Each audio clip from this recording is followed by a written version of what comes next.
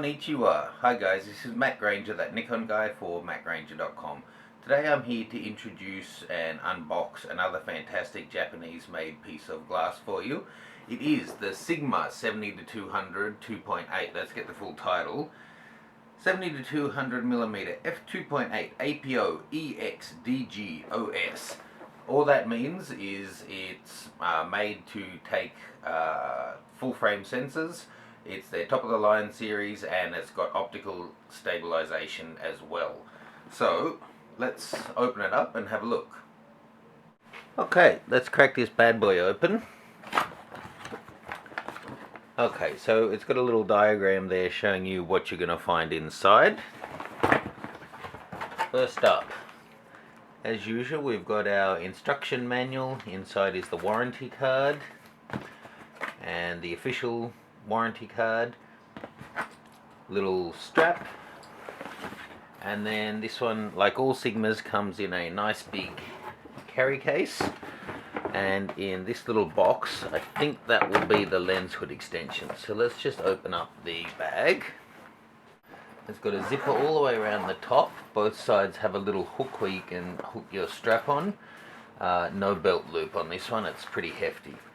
Okay, the top section here is just about the densest foam known to man. So this is one that I think you would actually use to move your lens around in, not just a little showpiece that then gets chucked out. It's all quite dense and well padded.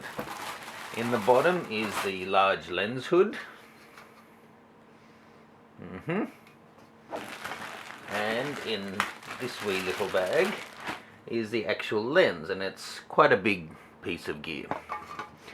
And as I thought or think, in here should be a little extension which you can pop onto. How's this work? Somehow here it attaches onto the hood, making it longer, so that if you're using a crop body, there it says full size hood for 35mm, and this is the APS hood. So you pop that on, and then because APS makes it a longer lens, this would become a 105 to 300 basically. You need the hood to be longer to cut out any reflections. So that's pretty nifty. Let's have a close-up look at the lens. Okay, so I've got the Sigma 70-200 set up on the D700 here, which I'm supporting on my Joby Focus Gorilla Pod. Check that out, no problem with the weight. So taking a look around it, you've got your zoom ring at the front. You'll notice the lens doesn't extend with zoom. Your focus ring is next back. It's got a tripod collar. I've currently got this attached via the tripod collar, and of course you can loosen that to change the orientation of your camera into any angle that you want. Taking a look at the side of the lens, we can see the switches. Let's go in close. Okay, so there you can see it's just a two simple switch setup, autofocus or manual, and then optical image stabilization. This has a little bit different system than I've used on other lenses.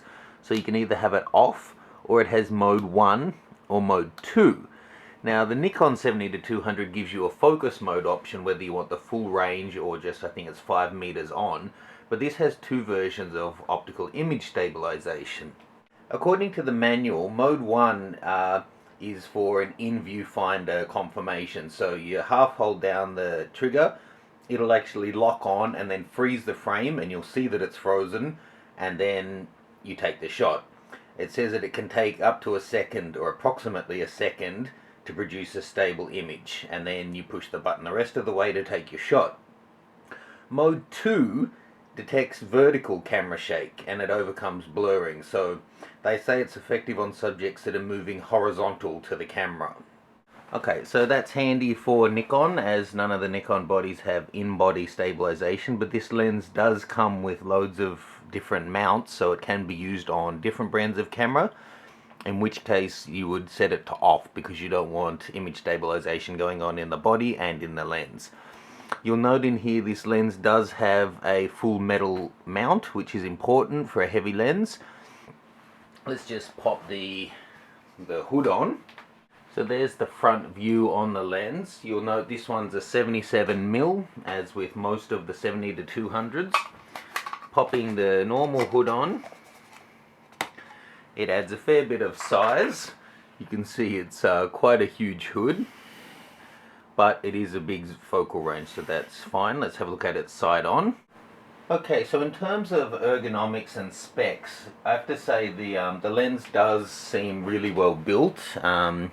Everything turns nice and smoothly, but most importantly, I think it feels like it's got a nice amount of resistance there.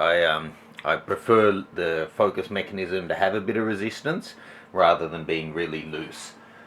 This one has aperture from f2.8 all the way through to f22, and it's got a 9-blade diaphragm like all of its competitors, which is for a nice soft blurred out background. And this one weighs in at 1.43 kilograms, just a hair slighter than the Nikon equivalent, and considerably heavier than the Tamron equivalent, but it doesn't have any image stabilization, so that's the main difference there. Okay, so that's the Sigma APO EX DG OS. It feels the goods. It's significantly cheaper than the Nikon equivalent, and it has comparable specs, so I'll be really interested to see how they fare against each other. I'm going to put this one head to head with the Tamron 70-200 and the Nikon 70-200 in the next couple of days, so be sure to look out for that video. Thanks for watching, guys. I'll see you soon.